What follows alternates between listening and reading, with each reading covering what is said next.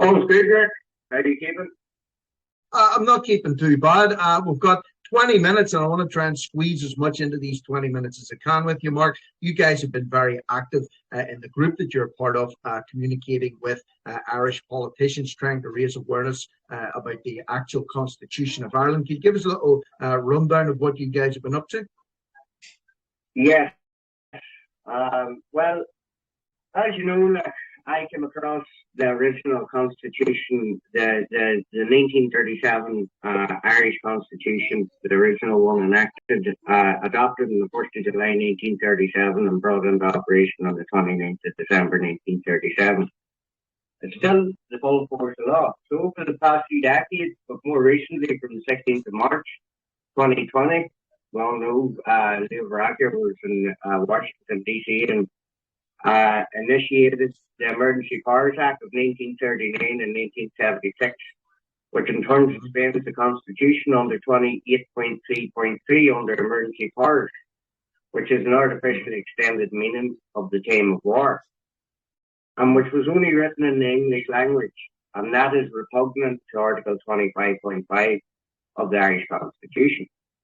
We've been blessed and we've found the National Written Constitution of Ireland on Rock and Hearn in 1837. And we, the people as a collective, have been educating ourselves over the past few years, 3 years, on the foundation of the state and the constitutional position of the entire island. And from this, we've been taking a decisive action, as you well know, which we believe is a workable and viable solution for protecting and preserving the fundamental law of this land, where we, the people, hold the power and have final say on national policy. This is especially important at this time as our natural rights are under attack with the aim of eradicating them from the rule of law and on rock. Our natural rights are enshrined in Articles 40 to 44 of the Irish Constitution, and these are inalienable, imprescriptible and sovereign rights, antecedent and superior to all man-made laws, acts and statutes. The upcoming referendum on the 8th of March 2024, International Women's Day, has a clear focus on these fundamental rights. So we've been studying Irish law, and we've got very, what would you call it, the standard of work of the Irish law. So J.M. Kelly in the Fundamental Rights in Irish Law and the Constitution, 1961, first edition, dedicated it to his parents and was hailed the standard work on its subject and noted by the government as the leading constitutional law textbook. Kelly states in it, question whether it is the destiny of the Irish Constitution to be more than a piece of paper depends not only on the nobility of its content, but the watchfulness of the Irish people. Through the action we have taken, Rick, ourselves here, we have written an affidavit in notice jurisdiction, notice cure and remedy, and it's been autographed by 7 signatories in full Gaelic, Irish font, and our thumbprint. There's no black on the document at all. It's green writing, whatever signatures are in red. This has went to 522 recipients. Politician on this island has received it via the Bill of Lading and registered post, all shipping via hand post. We sent it on the 15th of January. It is in form of 28-day rebuttal. We've put the facts before them. So we have had three responses by email and one response to 3 of us recently, let's say by a very high member of the Irish government. Can you tell us what the response was without naming? If you can't name the person, that's fine. But what Obviously, there's not a great response so far, considering the amount of these that you send out with a 28-day rebuttal. Well, but let's say you got 4 back, one of which was from a high-ranking Irish minister. What was the response from that person, whoever that person was? An acknowledgement of receipt of the document and duly noted. That was it. The personal one that we were speaking to, gave us on 2 different occasions on the same day. Said that they received the document. It's a beautiful document, and it is sitting on their desk currently as we speak. So it is in the form of rebuttal. So what we've done is we've set out it's written in the first language in Clode Gaelic first of all. So and it's they're duty bound by law to respond because we've written to them in the first language. No response is a good thing at this stage, as I would say, Rick, because it is a rebuttal. And we've put facts before them. Well, as it stands, nobody has rebutted it. And I'll give you an example.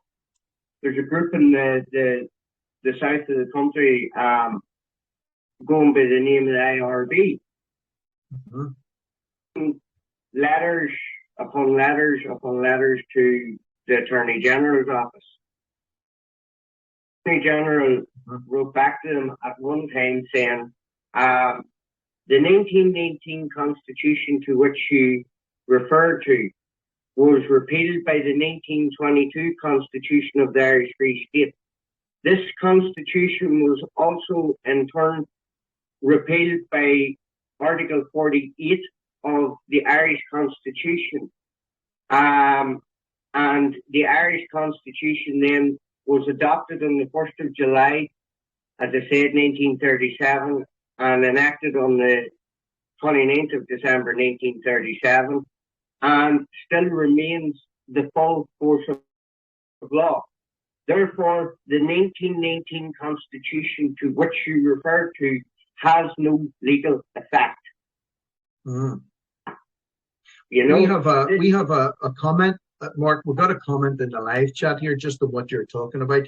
This is coming from Jane Black, and she's somebody that actually comes on to TNT and speaks to me as well. She's up in the Glens of Antrim, and she says a big shout out to Mark Malloy. I've been looking into Bunracht 1937. I believe Mark is 100% correct on his findings. What is discovered is unbelievable. The Constitution comes first and before any law or legislation. In fact, they are all null and void in her opinion. So a lot of people are starting to realize the findings that you guys have been digging into especially over the last 3 years. The penny's starting to drop with a lot of people. Mark, would the next step be not a coalition?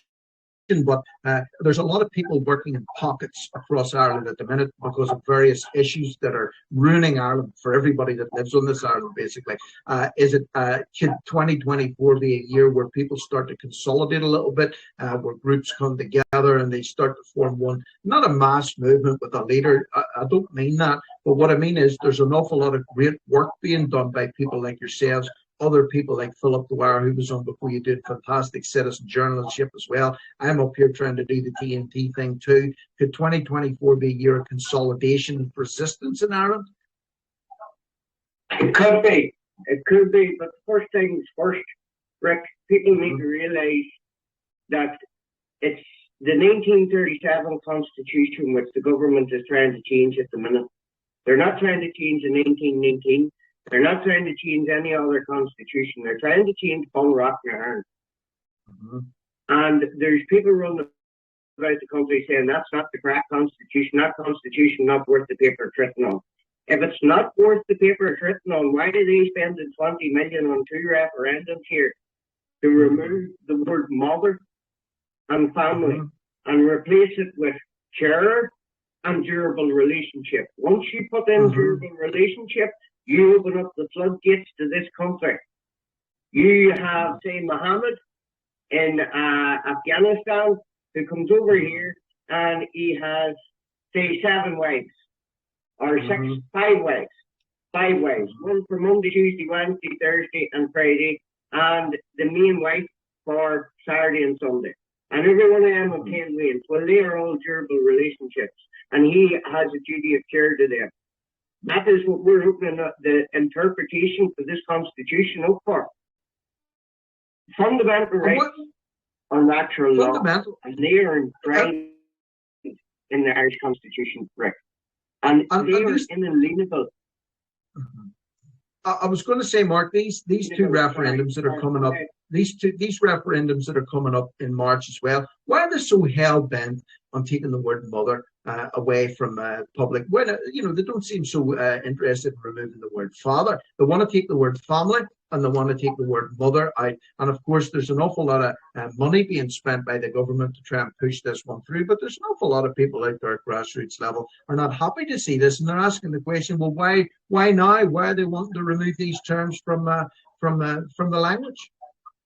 Well, the word father is not in the Constitution. Mothers are the primary care and fundamental givers of society. Therefore, the state endeavours and guarantees to protect her life within the home. Because without her in the home, the state cannot attain true social order. And without true social order, you will have an anarchist state, a lawless state, and it's going that way at the minute, as we can see. The influx of illegal immigrants, everything, migration, whatever you want to call it, the government is being paid big bucks, and we are second-class citizens in our own country. It's serious. This legislation is serious, and people must get on to checktheregister.ie, because the government, people have been going on who have been voting all their lives, and they're finding out that they're not on the register. Checktheregister.ie or whatever it is. Get on it. Make sure you're registered. 8th of March. They're looking to remove the word woman, mother, and family and put in carers. I'll give you an example of a carer. Social services are carers. The police service is carers. An ambulance service is carers. Carers are paid a wage. Carers have obligations, right? But they're not. They can't give that nurturing touch to a child. A carer cannot be. Yes, they can be a mother, but can't be the other, if you know what I mean there. I do. And a mother performs the role of a carer because that's her flesh and blood. That's somebody that she loves for and cares for deeply, not because she's getting paid to do it. Unlike, for example, if you work for the ambulance service, you might want to look after people, but if they weren't paying you a wage every week, you wouldn't be going out working 12-hour shifts, dealing with blood and guts, and picking people up off the pavements. You're doing it for a wage. That's the difference between somebody who's doing it as an employee and somebody who's doing it out of love. That's the difference, Mark, and that's what I want to try and remove. Yes, they want to remove the family aspect. From 2020, we have been under attack. Your natural rights has been under attack. So your personal rights, the 5K rule and all that there, wearing masks, that there. Then you have the family Article 41. That's up now next, right? Then you have education. Well, you see what they're doing with the transgender ideology and teaching abortion and all within school. I send my child to learn ABC 1, 2, 3, not to learn how to kill their baby whenever they hit 16 or whatever, if they get pregnant and all that. No way, not a chance. Okay, I have a Catholic upbringing, and I send my child to a Catholic maintained school, and I expect her to be taught in the Catholic Church is bending over backwards to bring in a UN agenda here. United Nations agenda, which is 2030, and it's all about equality, inclusion, sustainability, and all that there. And we can see across the world it is failing categorically in all fronts. Farmers are out on the street, which is great to see. That, yes, in Dublin the other day outside Custom House was phenomenal. The sights across the world, the Irish are rising. they're starting to see it, but they must realize that this is the Constitution, and regardless of their political opinion, you're not voting for a politician here. You're voting for mothers, and you're voting for to sustain, protect, and preserve the family institution in society. Because without it, we're doomed. We're doomed. We are. And I can't spell it out any much more than that. There, I am a single father of 2 children, and I am learning among them. And I don't get a vote in this year, but I can tell you this here: in 2018, we voted for abortion down south.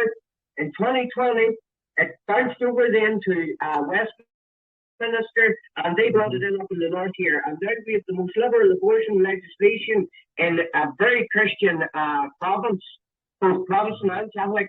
And not one of us had a vote on it, not one of us had a say on it, and we were just told to shut up. Now they're bringing in the thought process of praying outside these places. It's a crime to pray there in Christian Ireland.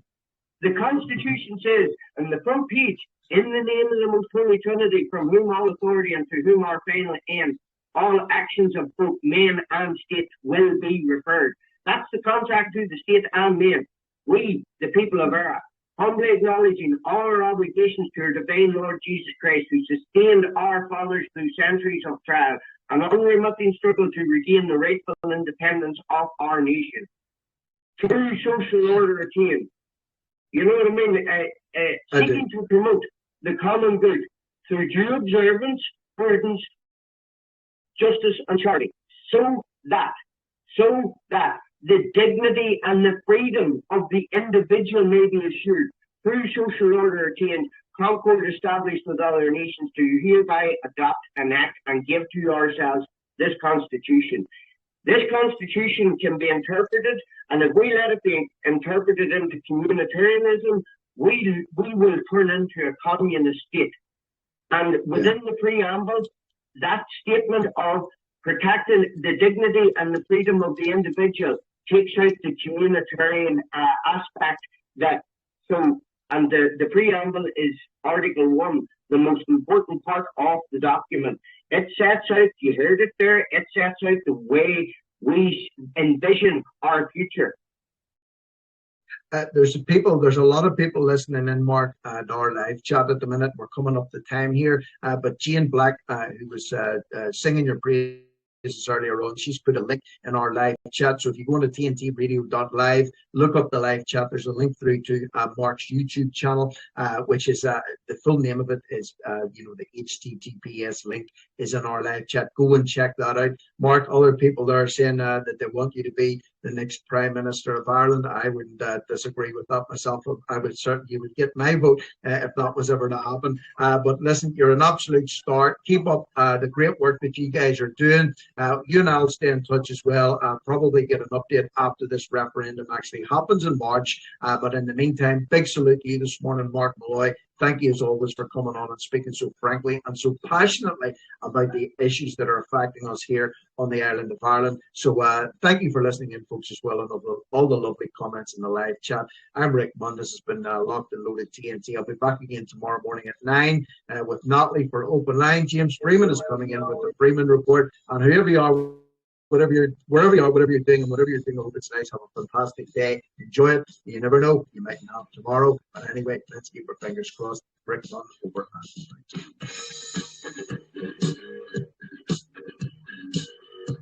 Thanks for joining in, folks. Have a good day. And get signed in that form. You can see it on the site.